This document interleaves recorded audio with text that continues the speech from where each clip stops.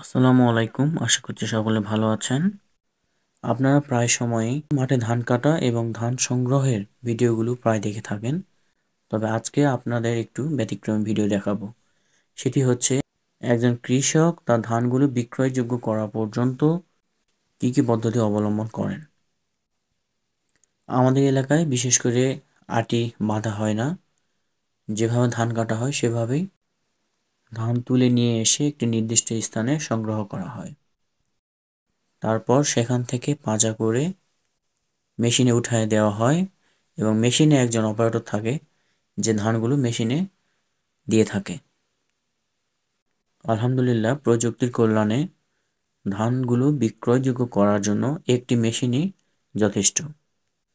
কারণ এই মেশিনে একদিক দিয়ে ধান প্রবেশ করা হয় এবং অন্য দিক দিয়ে ধানের খড় এবং বাঁশ দিয়ে ধানের ভুসি সহ অন্যান্য ধুলো ময়লা সব পরিষ্কার হয় এবং সর্বশেষ পরিষ্কার করা ধানগুলো হলারের মাধ্যমে এক জায়গায় পড়ে এবং সেখান থেকে ধানগুলো সংগ্রহ করতে হয়।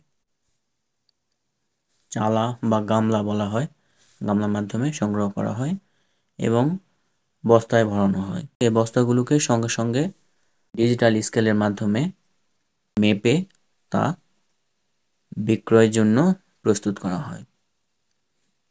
ভিডিওটি দেখার জন্য সকলকে ধন্যবাদ।